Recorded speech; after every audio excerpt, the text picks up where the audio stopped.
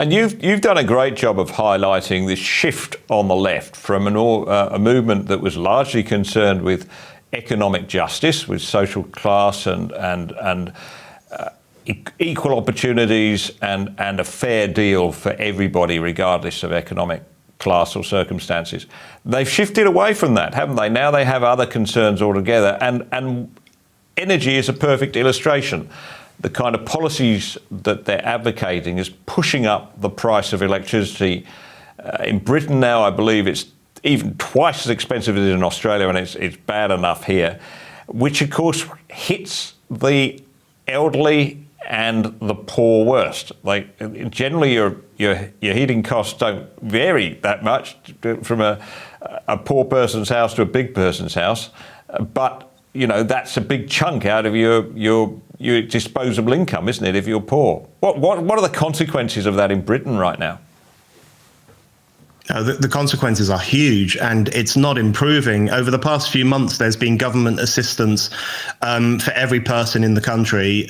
We've been getting £67 a month or something for the past 5 or 6 months to help with electricity bills. In fact, I got my most recent one this morning.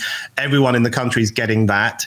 And older people are getting a little bit more assistance as well, but it doesn't cover the extraordinary hike in gas and electricity bills that people are going through. Energy, the cost of energy is going through the roof, and everyone says it's down to the Ukraine crisis or the post-lockdown situation. Now, both of those things are contributing to this problem.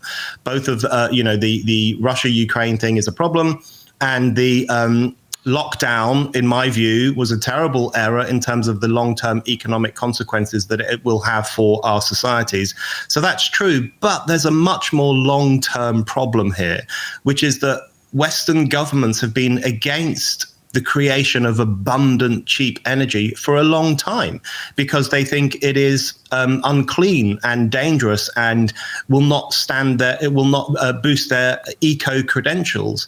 So if you have a country which has not invested meaningfully in energy production, then there will come a breaking point. And that's what we're witnessing now. So environmentalists and government who have gone along with environmentalists have a lot to answer for in relation to this crisis.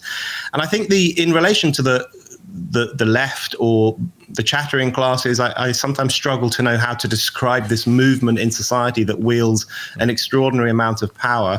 Matthew Goodwin has a new book out about the new elites, and there's a big controversy here at the moment where everyone's saying, how can you call them the new elites? They're just woke people who want a better life. So it can be quite difficult to define this new elite, but I think it's important to try.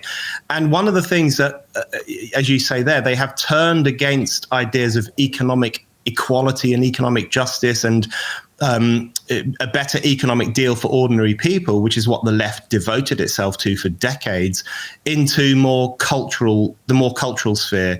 The idea of really pushing new cultural ideas, new agendas, new ideologies, the trans idea, new views of race, new mechanisms for controlling ordinary people and how they think and how they behave. They've really shifted onto that territory. I used to refer to them as post-class, the post-class left, and I still do sometimes.